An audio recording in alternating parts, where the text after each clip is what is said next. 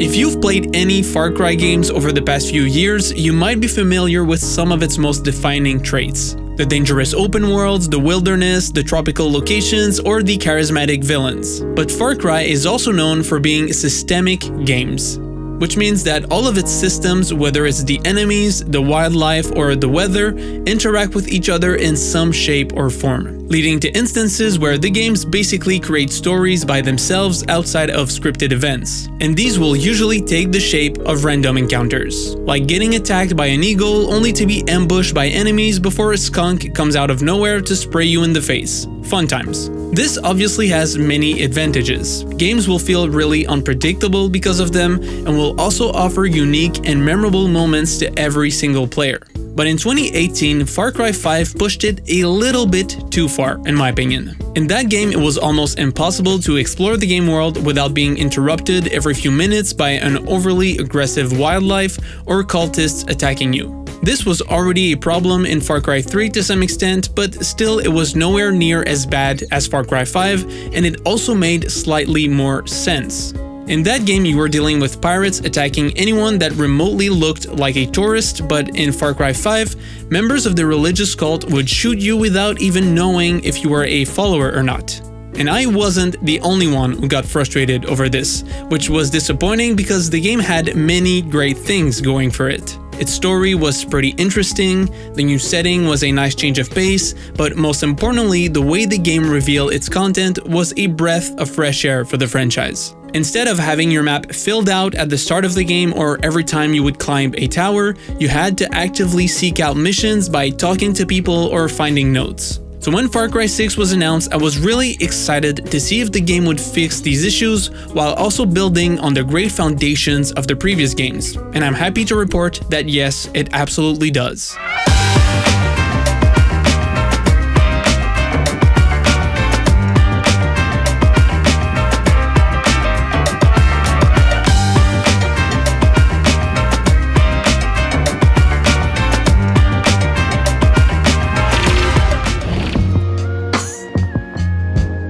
One of my favorite things about open world games in general is that the players choose what they want to do at any given time. You want to fight? Attack an enemy outpost. You want to hunt? Take your bow and arrow and go hunting.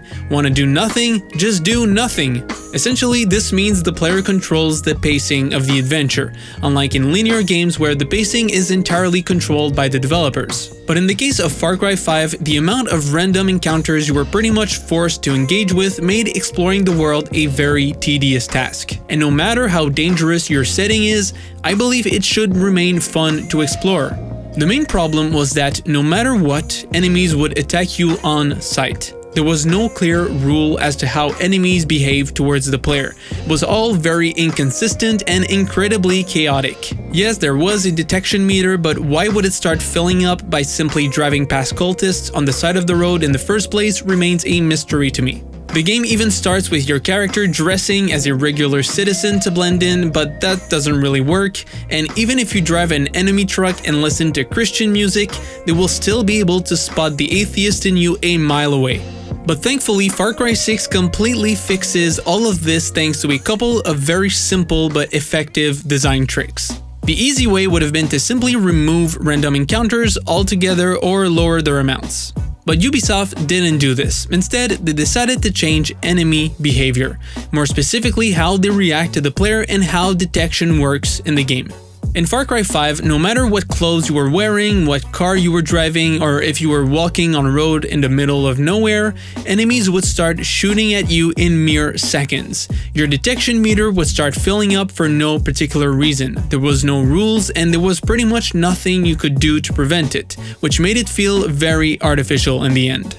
But in Far Cry 6, things are very different. In that game, you play as a local guerrilla on the fictional island of Yara, a place ruled by a fascist dictator. But the interesting thing with that world is that if you want to look like a normal citizen and explore the island at your own pace, it's possible to do so thanks to the fact that you can now holster your weapon. This may seem overly simple and obvious to you because this has been a part of tons of games in the past, but seeing this in Far Cry makes a whole lot of sense. Basically, as long as you're not holding a gun, doing anything illegal, suspicious, or trespassing on military properties like checkpoints, outposts, or any restricted areas, enemies will consider you harmless and leave you alone. This little feature makes exploring the island so much more enjoyable. It feels much more realistic, and like I said in the beginning, it gives to the player control over the game's pacing, which also contributes to the game's story. Are you going to let this regime take away the freedom of the people, or are you going to defend the citizens of Yara? Again, choice is at the center of it all.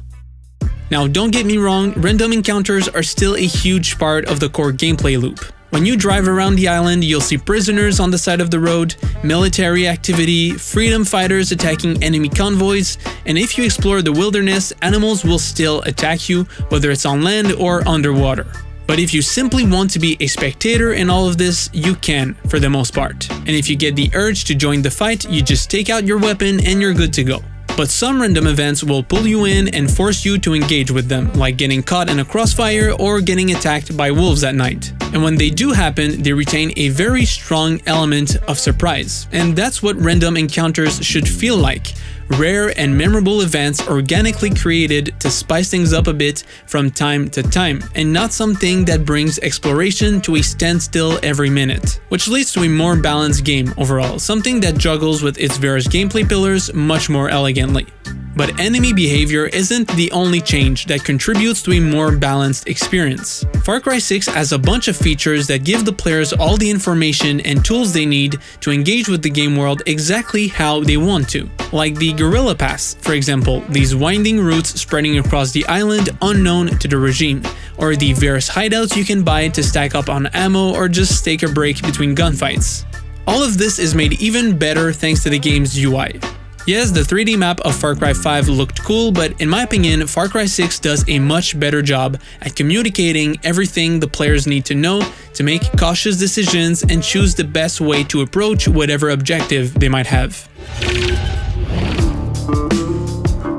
In the end, Far Cry 6 is probably one of my favorite entries in the franchise, mainly because it just lets me do things my way. And when I did get unknowingly caught up in a random event, it felt genuinely surprising, exciting, and not annoying in the slightest, which is what systemic games should be about. It's crazy how the one thing that made me stop playing Far Cry 5 became an actual highlight in Far Cry 6 thanks to a couple of very simple changes. That being said, if you love the non-stop chaos of the previous games, then maybe this new one will not be for you. But it was definitely for me.